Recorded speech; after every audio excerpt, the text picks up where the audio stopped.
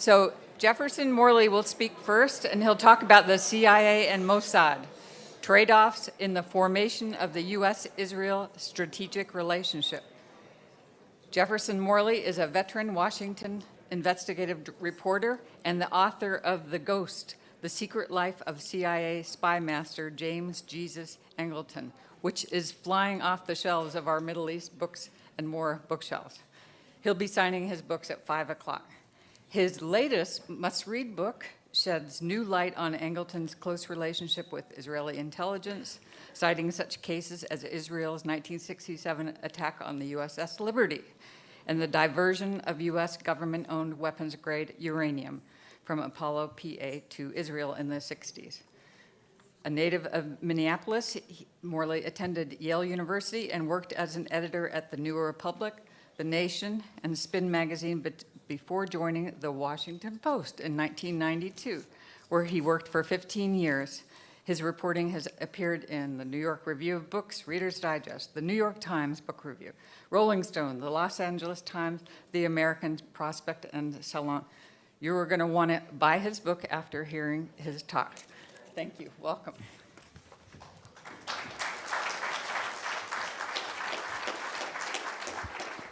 Thank you, Delinda, and thank you all for coming. Thanks to Grant for inviting me. Thank you, Gideon, Nora, and Ali, who I made friends with for the first time last night. Thank you for being my friends. This is my first time at this conference, and everybody has made me feel very welcome. Thanks to our live stream audience for paying attention. Please share this video on social media. You have your orders. Push that thumbs up button early and often. Since the publication last October of The Ghost, my biography of James Angleton, I've spoken to many people all over the country about this protean, unique, and some would say sinister character. But I don't think I've ever spoken to a group this large, so thank you all for coming. If you do like this talk, I hope you will buy the book. In fact, I've been told that it's an iron law of this conference that if you like the book, you are obliged to purchase the book. So I'll be signing here afterwards, and you know what to do. James Angleton's story is a story for the ages, but it's also a story of our time. And I want to emphasize that in sketching a little bit about him personally, and especially the very earliest days of the U.S.-Israeli relationship.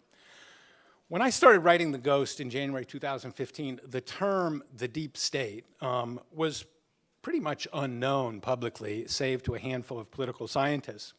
And when I finished the book 2 years later, in the spring of 2017, I was informed by an ABC News poll that 48% of Americans agreed that there is such a thing as the deep state, which was defined as military or intelligence officials who secretly manipulate U.S. policy.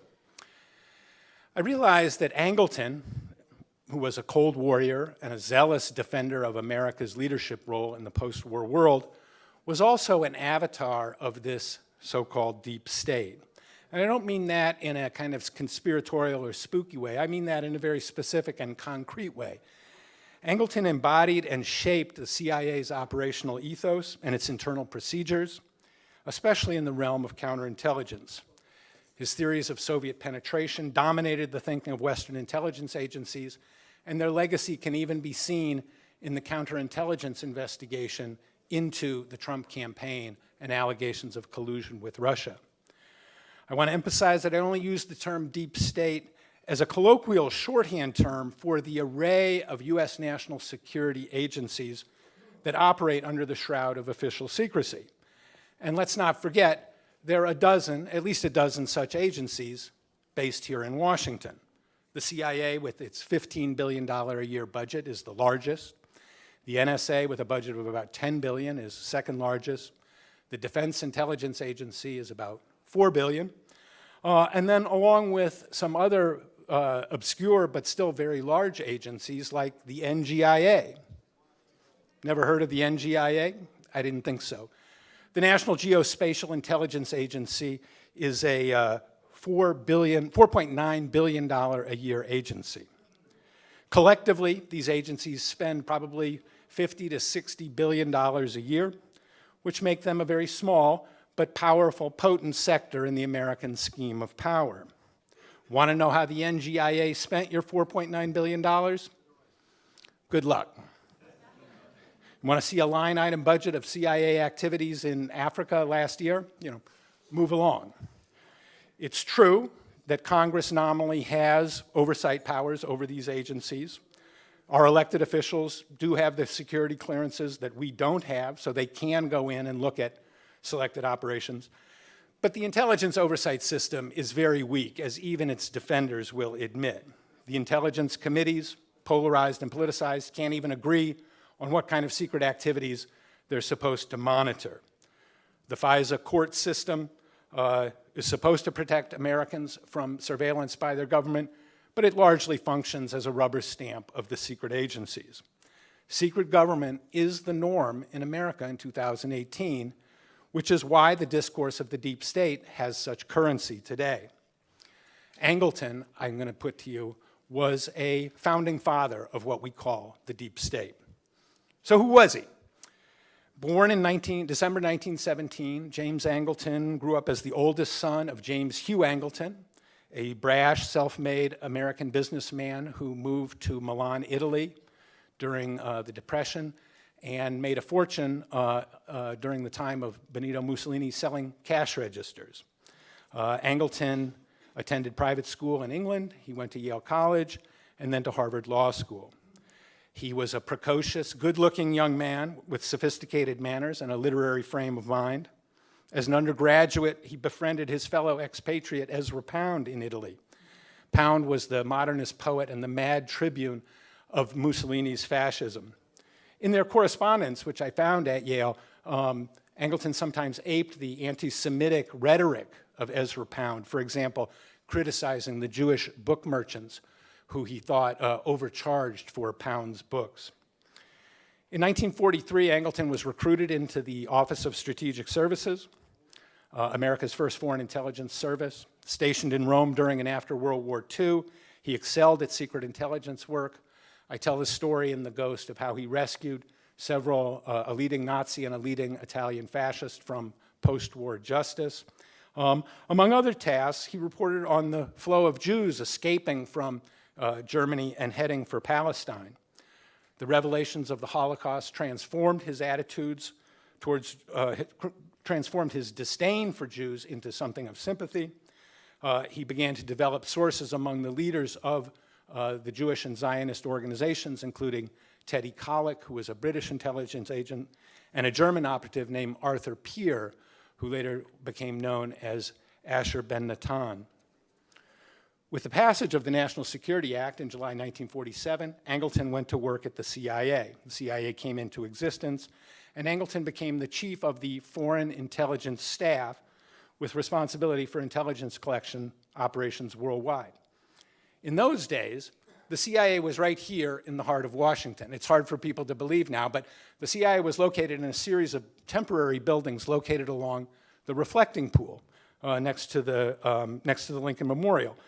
The tempos, as they were called by CIA people, were drafty in the winter, hot in the summer, and devoid of charm year-round. But this is where the Angleton worked at what was known as the Office of Special Operations.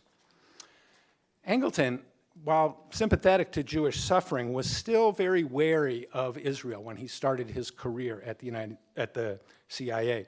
Before the 1948 war, the Jewish army had been largely armed by Czech arms manufacturers in communist Czechoslovakia. The Soviet Union was the first country to recognize the state of Israel in 1948. And Angleton initially feared that the Soviets would use Israel as a platform for injecting spies into the West. The Israelis, for their part, were looking to cultivate American friends. Stalin's anti-Semitic purges in 1948 showed that his allegiance to the Jewish state was superficial at best. In 1950, a man named Reuven Shaloa, the founder of Israel's first intelligence organization, came to Washington, and he visited the CIA, and he came away very impressed with how it was organized. He went back to Israel, and in April 1951, he created, out of a very fractious collection of security forces, what was known as the Institute for Intelligence and Special Tasks. inevitably known as Mossad, Hebrew for Institute. In 1951, Prime Minister David Ben-Gurion came to the United States and brought Shiloah with him. Ben-Gurion met privately with President Truman, and Angleton arranged for Ben-Gurion to also have lunch with his friend Allen Dulles, who would shortly become the director of the CIA. The purpose of this meeting, Ephraim Halevi, a retired director of the Mossad and a longtime friend of Angleton's, told me in an interview in Tel Aviv, the purpose was, in Halevi's words, to clarify in no uncertain terms that notwithstanding what had happened between Israel and the United States in 1948, and notwithstanding that Russia had been a key factor in Israel's survival, Israel considered itself part of the Western world and would maintain the relationship with the United States in this spirit. Shiloah stayed on in Washington to work out the arrangements with Angleton. Shiloah, according to his biographer, soon developed a special relationship, quote unquote, and Angleton became the CIA's exclusive liaison with the Mossad in 1951. Angleton returned the favor by traveling to Israel often. He was introduced to Amos Manor, chief of counterespionage for Israel's domestic security service, known as Shabak or Shin Bet. Manor headed up Operation Balsam, which was the Israelis' conduit to the Americans. Quote, "They told me I had to collect information about the Soviet bloc and transmit it to them," Manor recalled about the Americans. "I didn't know exactly what to do, but I had the idea of giving them material we had gathered a year earlier about the efforts of the Eastern Bloc to use Israel to bypass an American trade embargo. We edited the material and informed them that they should never ask us to identify our sources." From such arrangements, the CIA-Mossad relationship began to grow. Manor would be friends with Angleton for the rest of his life. In 1963, a man named Isser Harel was succeeded as the chief of Mossad by a military intelligence officer named Meyer Amit. Amit found Angleton to be a little eccentric, but he noted that his, quote, identification with Israel was a great asset for Israel. Asher Ben Natan, Angleton's source dating back to the OSS days, was playing a key procurement role in the secret Israeli program to obtain nuclear weapons. Teddy Kollek, one of Angleton's closest contacts and friends in Washington, later became the mayor of Jerusalem. Angleton's Israeli friends, in short, were really the architects, some of the architects of the Zionist state. As I came to learn this story from talking to CIA veterans and Israelis and reading a lot, a couple of things stood out to me. First of all, the Israeli recruitment of Angleton was extremely astute. In the early 1950s, Angleton was a rising star at this new agency, the CIA, but he was not a senior figure and not even particularly powerful. The Israelis recognized the latent qualities that would make him powerful. Second, Angleton's creative intellect and his operational audacity inspired deep feelings of loyalty among the Israelis. While Angleton's counterintelligence vision would become very controversial within and bitterly divisive within the CIA, he was widely admired in Israel as a stalwart friend, and he still is to this day. In 1954, Angleton became the chief of the CIA's counterintelligence staff, the first one. In 1956, Amos Manor passed him a copy of Nikita Khrushchev's secret speech to the Soviet Communist Party, in which he criticized the cult of personality around the deceased dictator Joseph Stalin. This intelligence coup made Angleton a legend within the CIA and a power within the agency as well, and it was very much made possible by the Israelis. Angleton's formative and sometimes decisive influence on U.S. policy towards Israel can be seen in many areas, from the impotence of U.S. nuclear nonproliferation policy in the region, to Israel's triumph in the 1967 Six-Day War, to the feeble U.S. response to the attack on the Liberty, to the intelligence failure represented by the Yom Kippur War of 1973. I tell a lot of this story in The Ghost, but the story of Angleton and Israel is really so large and so profound that it probably deserves its own book.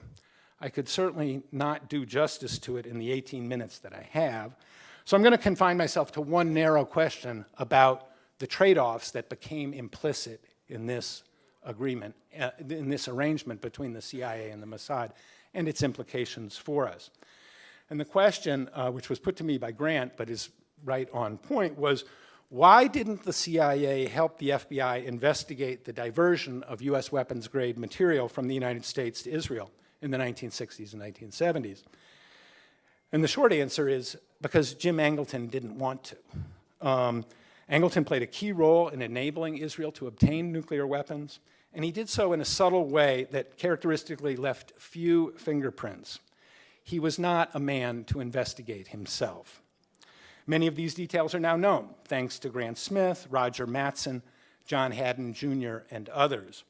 I want to just give you a sense of how this transpired. So the Nuclear Materials and Equipment Corporation, otherwise known as NUMEC, started processing highly enriched uranium in the United States in 1959.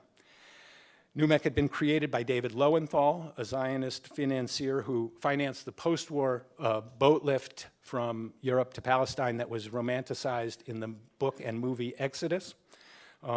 He hired Zalman Shapiro, a brilliant young metallurgist, to run the company. At that time, the US government owned all of supplies of nuclear fuel, which private companies like NUMEC were allowed to use, but ultimately had to return to the government. Within a few years, the Atomic Energy Commission noticed worrisome signs that the Apollo plant, NUMEC had a plant in Apollo, Pennsylvania, that the plant's security and accounting were very deficient. Unexplained losses did happen of nuclear material, did happen at other companies, but NUMEC's losses were proportionally much larger. By October 1965, the AEC estimated that 178 kilograms of highly enriched uranium had gone missing from the NUMEC facility.